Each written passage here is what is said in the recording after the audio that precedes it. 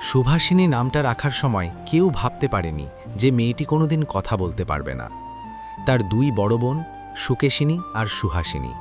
নামের মিল রাখতেই বাবা ছোট মেয়ের নাম রেখেছিলেন সুভাষিনী। পরে সবাই সংক্ষেপে তাকে ডাকতে শুরু করে শুভা বলে। বড় দুই মেয়ের বিয়ে অনেক খোঁজখবর আর আয়োজন করে দেওয়া হয়ে গেছে। এখন ঘরে পড়ে আছে কেবল শুভা। মুখে কথা নেই, ভবিষ্যৎ অনিশ্চিত, আর বাবা মায়ের মনে জমে থাকা নীরব দুশ্চিন্তা। শুভা কথা বলতে পারে না, এই সত্যটা ছোটবেলা থেকেই সে গভীরভাবে বুঝে গিয়েছে। চারপাশের মানুষজন তার সামনেই তার ভবিষ্যৎ নিয়ে কথা বলতো, দুঃখ করত, যেন সে কিছুই বোঝে না। ধীরে ধীরে শুভার মনে গেঁথে যায় সে যেন এই সংসারে একটা অভিশাপ। এই উপলব্ধি থেকেই সে নিজেকে সবার চোখের আড়ালে রাখতে শুরু করে। তার একটাই ইচ্ছে, সবাই যেন তাকে ভুলে যায়। কিন্তু চাইলেও ভুলিয়ে রাখা যায় না। বাবা মায়ের চিন্তা জগতে সে সারাক্ষণ থাকত। বিশেষ করে মা তাকে নিজের কলঙ্ক বলেই মনে করতেন। মেয়ের কোনো অসম্পূর্ণতা যেন মায়ের নিজেরই অপূর্ণতা। তাই শুভার উপর তার মায়ের বিরক্তি ছিল গভীর। শুভার বাবা বাণীকণ্ঠ অবশ্য শুভাকে অন্য দুই মেয়ের থেকে একটু বেশিই ভালোবাসতেন, যদিও সেই ভালোবাসা ছিল নীরব আর চাপা। শুভার মুখে ভাষা না থাকলেও তার চোখে ছিল অসীম ভাষা। বড় বড় কালো দুটি চোখে মুহূর্তে মুহূর্তে বদলে যেত অনুভূতি, আনন্দে, ভয়ে, কষ্টে আর বিস্ময়ে। কথা বলে মানুষ যে ভাব প্রকাশ করে তাতে ভুল হতে পারে, কিন্তু চোখের ভাষা ভুল করে না। শুভার চোখে ছিল এক ধরনের গভীরতা, যেন প্রকৃতির মতো বিশাল আর নিঃসঙ্গ। এই নীরব মহত্বের জন্য গ্রামের ছেলেমেয়েরা তাকে ভয় পেত, তার সঙ্গে খেলত না। সে ছিল একা, নিঃশব্দ দুপুরের মতো, বন্ধুহীন। গ্রামের নাম চণ্ডীপুর। নদীটি বাংলাদেশের ছোট্ট একটি নদী। গ্রামের বুক চিরে বয়ে গেছে সে। খুব বড় নয়, কিন্তু সব ঘরের সঙ্গেই তার একরকম সম্পর্ক। নদীর তীরেই বাণীকণ্ঠের ঘর। উঠোন, গোয়ালঘর, ঢেকিশালা, গাছপালা সব মিলিয়ে সচ্ছল সংসার। কাজকর্মের ফাঁকে ফাঁকে শুভা নদীর ধারে এসে বসত, যেন প্রকৃতিই তার হয়ে কথা বলত। নদীর শব্দ, মাঝির গান, পাখির ডাক, পাতার মর্মর শব্দ সব মিলে তার নিস্তব্ধ হৃদয়ে ঢেউ তুলত। দুপুরে যখন সব থেমে যেত, মানুষ ঘুমাতো, নৌকো চলত না, পাখি ডাকত না, তখন বোবা প্রকৃতি আর শুভা মুখোমুখি বসে থাকত। কেউ কিছু বলতো না, তবু যেন সব বলা হয়ে যেত। মানুষের চেয়ে পশুরাই ছিল তার আসল বন্ধু। গোয়ালের গাভী সর্বশী আর পানুলি তার পায়ের শব্দ চিনত, তার নীরবতা বুঝত।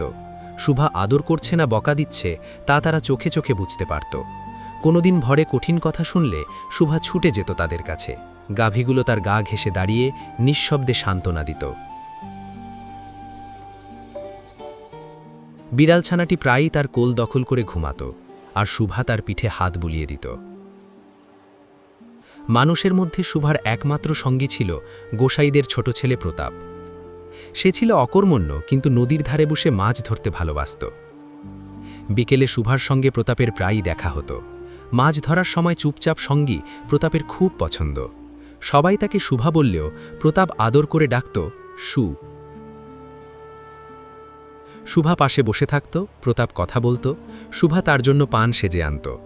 শুভার মনে হতো কিছু একটা করে প্রতাপকে জানাতে যে সে একেবারে ফেলনা নয়। শুভা মনে মনে ভাবত, যদি সে জলপরী হতো কিংবা কোনো অলৌকিক শক্তি থাকত।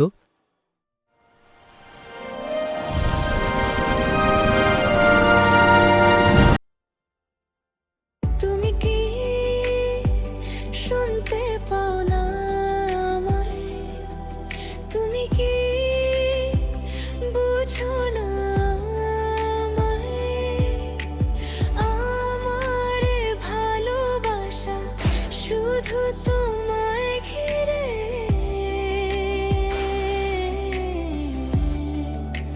শুধু তোমায় ঘিরে, শুধু তোমায় ঘিরে, শুধু তোমায় ঘিরে। সময় গড়িয়ে শুভার বয়স বাড়তে থাকে। তার ভেতরে অজানা এক জাগরণ শুরু হয়। পূর্ণিমার রাতে সে বাইরে তাকিয়ে দেখে নিঃশব্দ প্রকৃতিও যেন তার মতোই একা, ব্যাকুল, অথচ কিছু বলতে অক্ষম। এদিকে বাবা মায়ের দুশ্চিন্তা বাড়ে, লোকনিন্দেও শুরু হয়। শেষমেশ সিদ্ধান্ত হয় কলকাতায় গিয়ে বিয়ে দেওয়া হবে। এই সিদ্ধান্ত শুভার মনে এক অজানা আতঙ্ক তৈরি করে। একদিন প্রতাপ হাসতে হাসতে বলে, তোর নাকি বিয়ে ঠিক হয়েছে? সেই হাসি শুভার বুক বিদ্ধ করে। সে আর নদের ধারে বসে না। তুমি কি শুনতে পাও না আমায়? তুমি কি বুঝো না আমায়? বিদায়ের আগে সে গোয়াল ঘরে গিয়ে তার পশু বন্ধুদের অশ্রু ভেজা বিদায় জানায়। নদীর ধারে শুয়ে পড়ে মনে মনে বলে, আমাকে যেতে দিও না। কলকাতায় এসে তাকে সাজানো হয়, এমনভাবে সাজানো হয় যেন তার স্বাভাবিক সত্তাটাই ঢেকে যায়। বর এসে শুধু বলে, মন্দ নয়, কান্নাই হয়ে ওঠে তার হৃদয়ের প্রমাণ। শুভলগ্নে বিয়ে হয়। বাবা মা ফিরে যান গ্রামে। স্বামী কাজের জন্য পশ্চিমে থাকে, শুভাকেও নিয়ে গেল সাথে।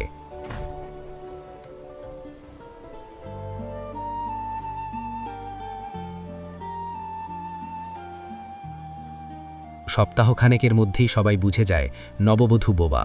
সে কাউকে ঠকায়নি, তার চোখ সব কথা বলেছিল, কিন্তু কেউ তাকে বুঝতে চায়নি। শেষ পর্যন্ত তার স্বামী কথা বলতে পারে এমন আরেকটা মেয়েকে বিয়ে করে আনে।